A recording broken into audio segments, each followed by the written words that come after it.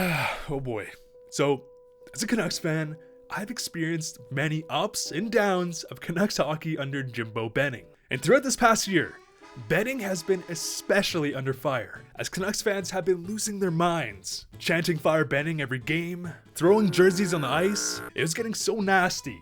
You would think this guy punched an orphan on his birthday.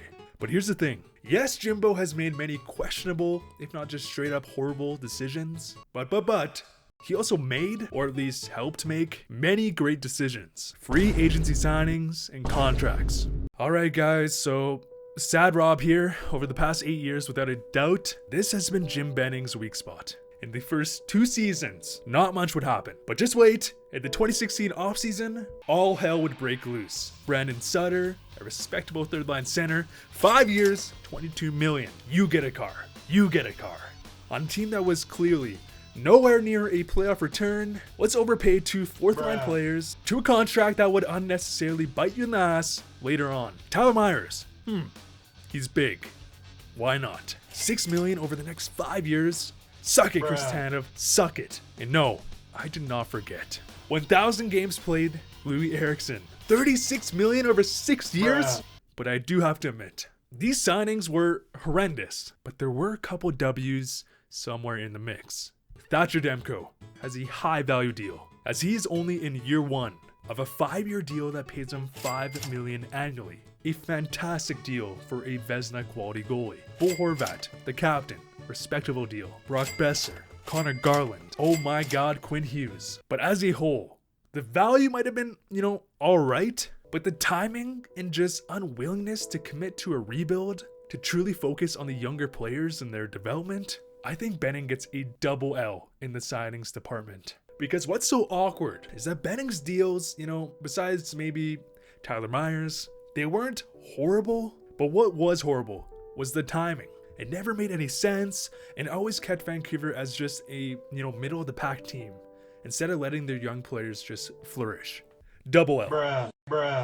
Trades. Jim Benning took on a major job during his first weeks in office, as he would have to be the one who would have to finalize a deal that sent Kessler to Anaheim, which was an okay return back in 2014, but Vancouver has definitely lost today. He would acquire Dahlin for Burrows, Goldobin for Hansen. Now, these players did not turn out well for Vancouver at least, but they were objectively good and they were highly praised when it happened. But there were definitely many stinkers. For one, acquiring Brendan Leipzig, get this trash out of here. They would mishandle and trade Dahlin. They would trade many future assets for a rental player in Tyler Toffoli, which again, on paper isn't bad, but the timing was horrible and they had no plan to resign him. Jared McCann for Gabranson. But one trade in my opinion that is much better than people give it credit for is the JT Miller deal. Because in any given draft, there is a 37% chance that a first round pick plays more than 100 games in the NHL. And far less odds that that player becomes a top 6 player. And JT Miller has been lights out, and arguably Vancouver's best player besides Demko. But without mediocre Jimbo's trades have been, combined with the Toffoli disaster, I would say it's a tie. Both get a 1-up. Drafting. This has been Kimbo Slice's best strength. Virtanen, absolutely not. Olli Levy, nope.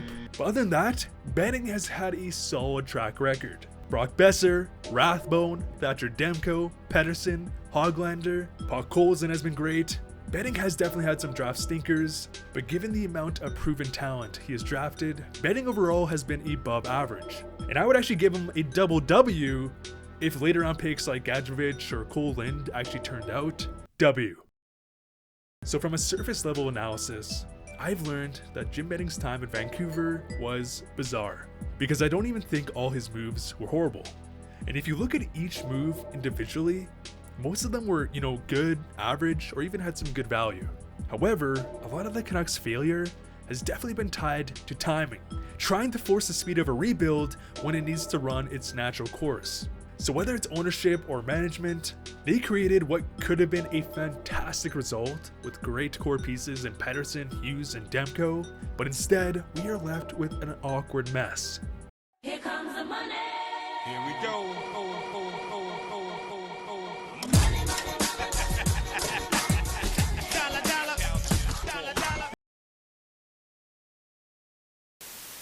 When it comes to training in the art of being a general manager, it can sometimes take decades to finally get your shot as a NHL GM. Rarely, and I mean rarely, do we see NHL teams hire GMs who are in their 20s. If we look at the average age of current NHL GMs, it is very easy to spot a pattern, as John Chayka and Wonderboy Kyle Dubas, at the time of their hirings, were massive outliers. As it's not uncommon for general managers to be in their late 60s, a far stretch from John Chayka, who was 26. David Poile has been an NHL GM longer than both Dubas and Chayka have been alive. So with that, the journey to get to that position can be hard. And for Paul Fenton, it was exactly that. Long and hard, as the trajectory to become a GM has many different routes. But what probably has to be the most common route is to start as a scout, get good at that, become a director of scouting, move into front office, for Fenton's case as the director of player development, transition into being GM of a minor league team, and then one day, when the right opportunity comes, you can hopefully become the GM of an NHL team. And like I mentioned, this journey can take decades. And for Paul Fenton, this nearly took 30 years to finally get his shot, because in 2018, Fenton would become the GM of the Minnesota Wild.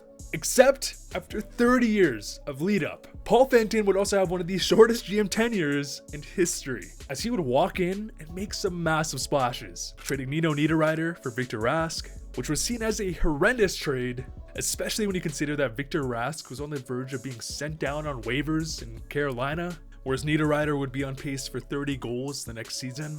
He would trade Charlie Coyle for Ryan Donato, which, to be honest, I never understood this trade. He would give Matt Zuccarello a massive contract. And the final nail in the coffin was trading Mikael Granlund for Kevin Fiala, which was highly ridiculed at the time.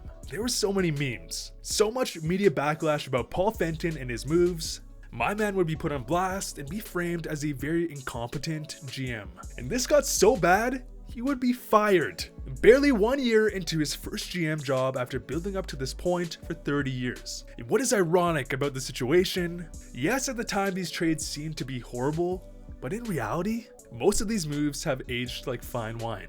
Victor Rask was in a rut, but he's bounced back and is making the trade look more even, especially when you consider that he is a center and is making less dough. Kevin Fiala is much younger than Granlund and looks like a stud, and a future multi-time 30-40 goal scorer. Matt Zuccarello has been an important veteran and one of the top players on the team. And so when you think about it, all these trades got him fired, and most of them look good, if not great today. And so Fenton would have to go back to being a scout after this atrocity and is working with Florida today. So hopefully he gets another chance here, because his firing may have been just a bit premature.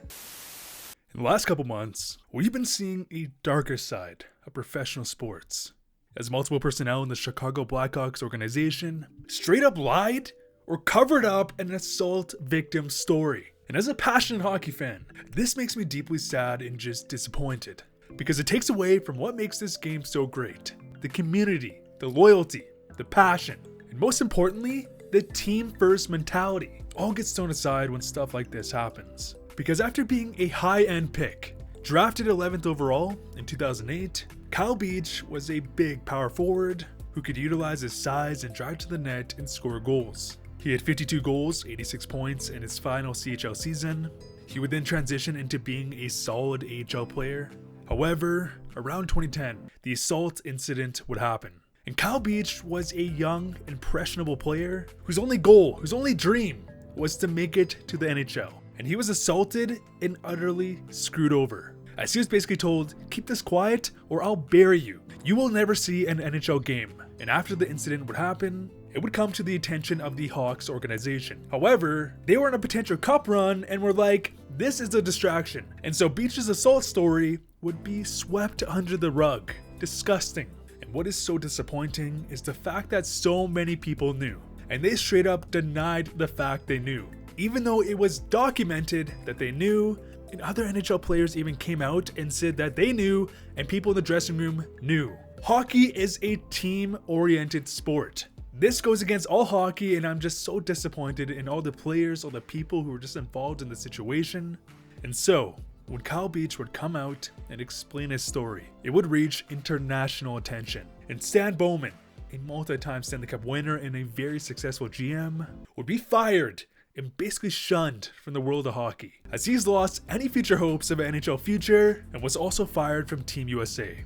Joe Quenneville would face the hammer too, as he would be let go from his position, and we always hear, it's just a game. And it's true, it's just a game. And so when this stuff happens, it's also important to know that a hockey player is a real person, and it's just a game. And I hope that the Kyle Beach bravery sets a precedent so that these situations will not exist in the future. And if they do exist, those individuals will be called out and held accountable for their actions.